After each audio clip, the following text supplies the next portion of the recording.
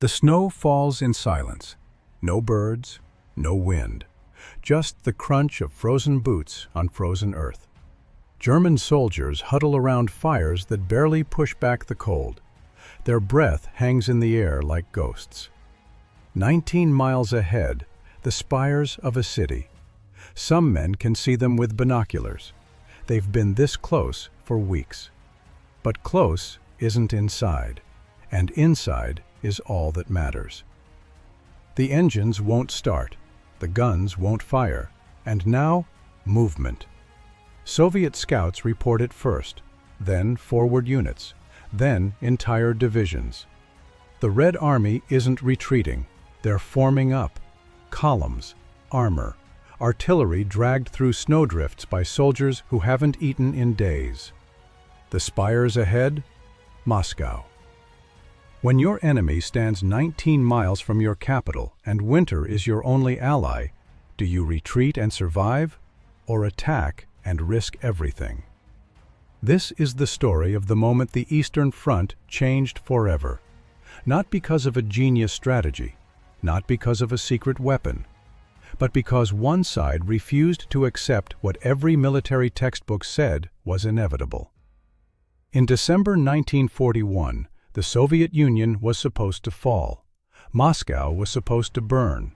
The war was supposed to be over. But it wasn't. What happened in the snow outside Moscow over those 2 weeks wasn't just a battle. It was a gamble so desperate, so brutal, and so perfectly timed that it shattered the myth of German invincibility. This is how the Red Army turned winter into a weapon, step by step. How exhaustion became fuel, and how the city that was 19 miles from collapse became the graveyard of Hitler's dream. You're about to witness the counteroffensive that saved Moscow. By early December 1941, Army Group Center had pushed deeper into Soviet territory than any invading force in history. Over 600 miles in 6 months. They had encircled entire Soviet armies, captured millions of prisoners, burned through cities like paper, and now they could see Moscow. But seeing isn't taking. The German advance had stalled, not because of Soviet resistance, because of logistics, because of cold, because supply lines stretched across 1,000 miles of raised earth couldn't deliver winter coats, antifreeze, or food fast enough to keep men fighting. Temperatures dropped to -40 degrees Celsius. Oil froze in the engines, weapons jammed. Horses, still the primary means of transport for most German units, died by the thousands. Soldiers wrapped themselves in anything they could find: newspapers, blankets torn from dead civilians.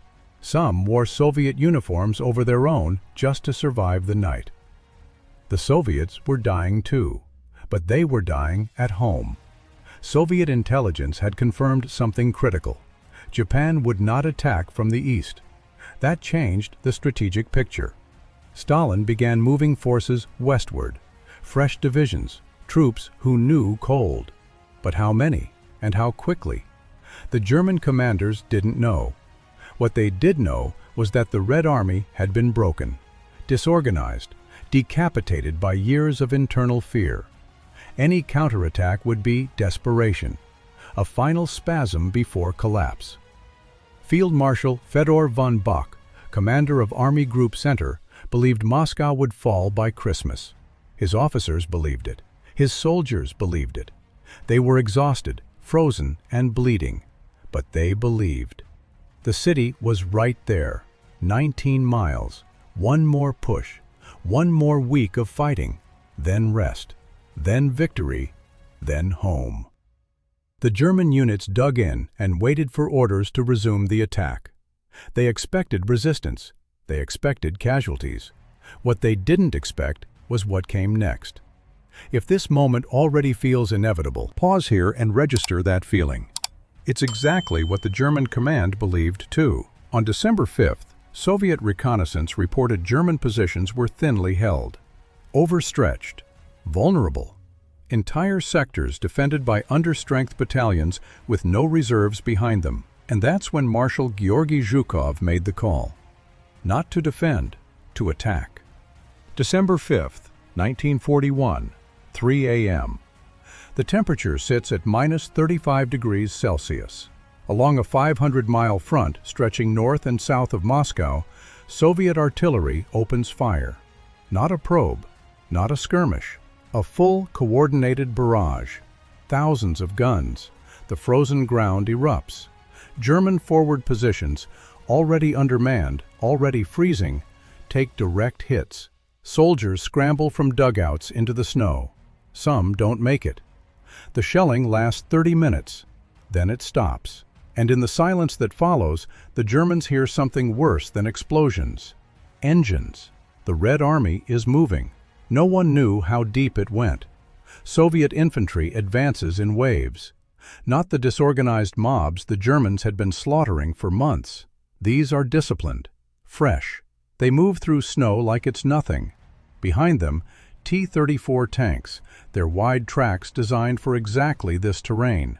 The Germans fire back, but their guns misfire. Bolts freeze mid-action. Machine guns jam after 3 rounds. Panzer tanks won't start. Crews pour boiling water over engines just to get them to turn over. Some succeed. Most don't. The Soviets keep coming.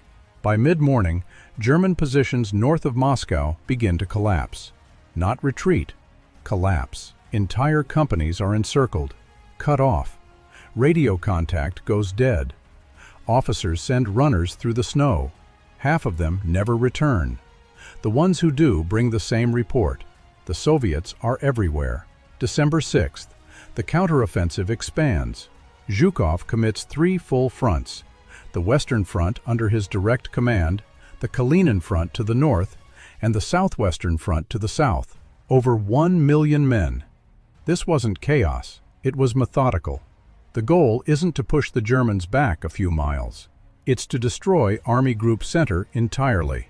The Soviets aim for the flanks, not the center, the flanks, where German units are most spread out, where supply depots sit exposed, where communication lines run thin. At Klin, 50 miles northwest of Moscow, Soviet forces punch through German defenses and seize the town in 48 hours. At Kalinin, further north, the Red Army recaptures the city and begins driving west. South of Moscow, near Tula, Soviet tanks break through and threaten to encircle an entire German corps. The Wehrmacht fights back. Veteran units dig in and hold their ground with everything they have left. At some points, the line stabilizes. German soldiers, frostbitten, starving, half dead, still manage to stop Soviet attacks through sheer discipline and firepower. But they can't stop all of them, and they can't counterattack. They have no reserves, no fuel, no ammunition stockpiles close enough to matter. By December 8th, the situation turns critical. German units begin retreating without orders. Not because they're cowards, because staying means dying. Officers try to hold the line. Some succeed by threatening to shoot deserters. Others are ignored. Entire battalions pull back in the night, abandoning positions they'd held for weeks. The retreat is chaotic. Vehicles are abandoned when they run out of fuel. Wounded men are loaded onto sleds pulled by the few surviving horses. Those who can't keep up are left behind. And then everything changed. December 10th. Temperatures drop further. Minus 40, minus 42. Cold that kills in minutes without shelter. German soldiers retreat through villages they burned on the way in. There's nothing left. No buildings to hide in. No food to scavenge. They sleep in the open, huddled together for warmth. Some don't wake up. Soviet forces pursue relentlessly. Not because they're warm or well-fed. They're not. They're just as cold, just as hungry. But they're moving forward. And forward feels different than backward. The Red Army recaptures town after town. Klin, Istra, Kalinin, Solnechnogorsk. Each one a dagger into German morale. The soldiers who fought their way to Moscow's gates now fight just to survive the retreat. Reports flood back to German headquarters. Panic, confusion. requests for permission to fall back to defensible positions. Field Marshal von Bock asks Hitler for authorization to retreat. Hitler refuses. He orders Army Group Center to hold every inch of ground. No retreat, no withdrawals, stand and fight. Some units obey. They dig into frozen earth and prepare to die. Others ignore the order and pull back anyway. The command structure fractures. Generals argue. Some are relieved of command. Some resign. The unity that carried the Wehrmacht across Europe begins to crack. By mid-December, the front has moved 100 miles west of Moscow. The immediate threat to the capital is over, but the counteroffensive doesn't stop. Zhukov keeps pushing. The Soviets retake Kaluga. They threaten Vyazma, a critical rail hub behind German lines. If Vyazma falls, Army Group Center could be cut off entirely. The Germans realize what's happening. This isn't a localized counterattack. This is an attempt at total encirclement. A repeat of what Germany did to Soviet forces in the summer, but in reverse. Panic spreads through the ranks. Hitler finally authorizes limited withdrawals. But limited means nothing in the snow. Units that begin pulling back can't stop. The retreat becomes a rout in some sectors. Discipline holds in others, barely. The Wehrmacht avoids complete destruction, but it pays a price, and something worse than material loss.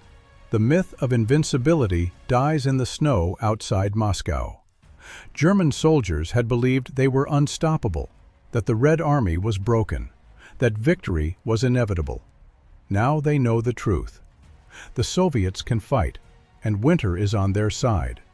If this collapse mattered to you, not as spectacle, but as history, a quiet like helps keep stories like this told.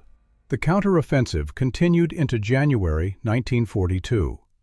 The Red Army pushed west along the entire front, reclaiming over 150 miles of territory in some sectors. Towns that had been under German occupation for months were liberated. The threat to Moscow was gone, but the cost was staggering.